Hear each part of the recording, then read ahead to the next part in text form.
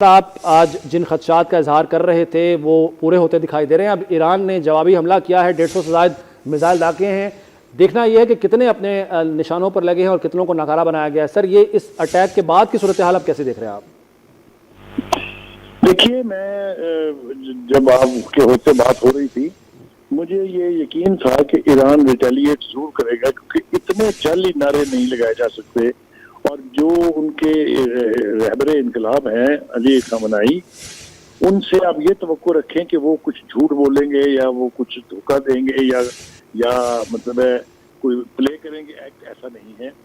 انہوں نے کہا تھا کہ ہم ریٹیلیٹ کریں گے. ان کے ریٹیلیٹ کرنے کا دعویٰ اسی طرح سے تھا جس طرح ہم نے بھارت کو کہا تھا کہ ویٹ وی ول کم. تو یہ میرے خیال سے متھ انہوں نے توڑ دی ہے کہ اسرائیل جو ہے اس تک میزائل پہنچ نہیں سکتے.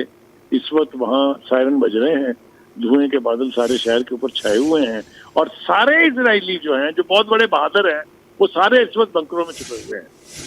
تو یہ ابھی ابتدا ہے, یہ کاروائی یہاں ختم نہیں ہوگی. دس از دا بگننگ. اسرائیل مزہ ضرور چکھے گا اس کا. میرا خیال یہ ہے کہ ایک ریڈیکل تبدیلی آئی ہے ایران کے ایٹیچیوڈ میں, کہ ان کی جو تقریر علی خامنائی صاحب کی سنائی گئی ہے اس میں براہ راست امریکہ کو کوئی دھمکی نہیں ہے. مجھے یوں لگتا ہے کہ ڈپلومیٹک لیول پر یہ طے ہوا ہے کہ آپ اسرائیل کے لیے بیچ میں مت کودیے گا, یعنی امریکہ, اور ہم آپ کے ہوائی جو اڈے ہیں اس خطے میں ان کو ٹچ نہیں کریں گے. اگر یہ معاملہ اسرائیل اور ایران کے بیچ ہو گیا ڈائریکٹ تو پھر اسرائیل کو بہت پچھتانا پڑے گا, اس لیے کہ ایران کی کیپیسٹی زیادہ ہے, ایران کی آرمی زیادہ ہے, ایران کے ریسورسز زیادہ ہیں. اب دیکھنا یہ ہے کہ یہ یدھ جو ہے کیا شکل اختیار کرتا ہے اور کتنی دیر تک یہ جاری لگتا ہے. مجھے لگتا یہ ہے کہ ایران کے انٹرسٹ میں ہے یہ کہ یہ کانفلکٹ جو ہے یہ زیادہ دیر تک چلتا رہے, کیونکہ اسرائیل بہت زیادہ دیر تک اس کو سسٹین نہیں کر پائے گا. جی سر, ایران نے جو جس طرح سے تنبیہ کی ہے اس کی طرف آپ نے اشارہ کیا, لیکن آپ کو لگتا ہے کیا اس بات کا امکان ہے کہ امریکہ اس میں نہ کودے, خاص طور پر جس طریقے کا تعلق امریکہ اور اسرائیل کا ہے, جس طریقے سے ٹرمپ جو ہے وہ دھمکیاں دے چکے ہیں ایران کو, آپ کو لگتا ہے کہ امریکہ باز رہے گا اس تنازع کا حصہ بننے سے؟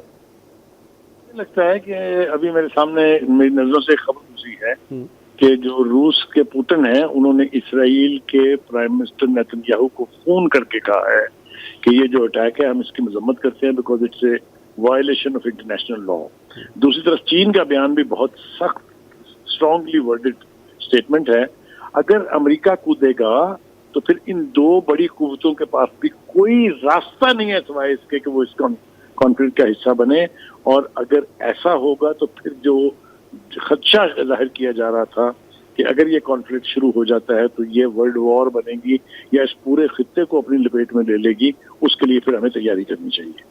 سر آپ کو جی پلیز آپ بولیے. سر, میں یہ عرض کر رہا تھا, سر آپ کو لگتا ہے کہ یہ جو ایک پہلے اس کے سلسلے میں کوشش ہو چکی ہے, وہ جو جس کو ہم نے ناکام بنایا 10 مئی کو, یہ اس ناکامی کے بعد اب ایران کو نشانہ بنایا گیا ہے, یہ پلانڈ ہے پورا ایک کہ پہلے پاکستان کو نشانہ بنایا گیا, لیکن وہ جواب اس طرح سے نہیں آیا جو وہ ایکسپیکٹ کر رہے تھے, بلکہ شدت سے جواب دیا پاکستان نے, کامیاب جواب دیا.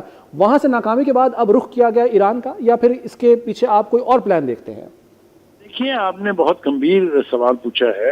بالکل کوئی شبہ نہیں ہے اس میں کہ بھارت اور اسرائیل یہ ایک پیج پر ہیں. دونوں مشترکہ طور پر they are the butchers of the Muslims.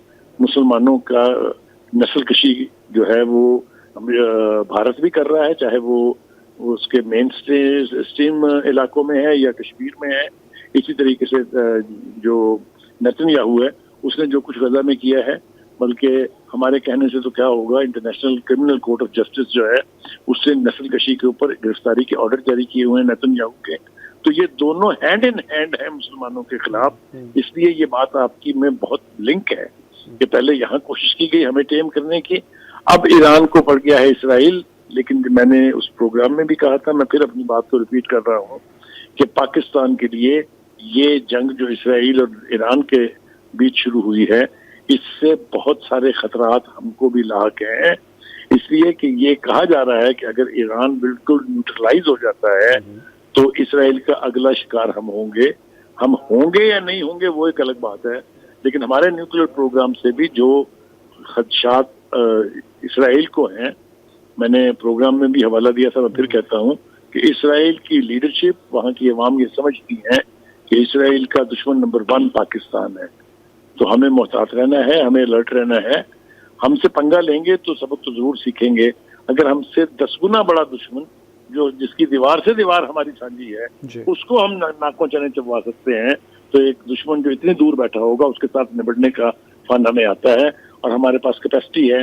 ابھی آج دن میں ہی ایک میں ڈاکومنٹری دیکھ رہا تھا جس میں جو ہمارا میزائل سسٹم ہے اس میں 7,500 کلومیٹر تک پہنچنے کی کیپیسٹی تو اسٹیبلشڈ ہے. اور یہی وجہ ہے کہ امریکہ نے بھی کسی ایک جگہ یہ کہا تھا کہ ہمیں پاکستان کے میزائلوں سے خطرہ ہے. تو ہم اتنی ایزی پرے نہیں ہیں. ہم سے اگر پنگا لیں گے تو ہم سکھا لیں گے, لیکن اس وقت یہ اچھی بات ہے, اس لیے کہ ایک ایلیمنٹ آف مایوسی جو ہے وہ تھوڑا سا جو ویل وشرز ہیں ایران کے, ان کے دلوں میں آ رہا تھا کہ اتنا وقت گزر گیا ہے, ایران کی طرف سے کوئی کارروائی نہیں ہوئی ہے, لیکن اب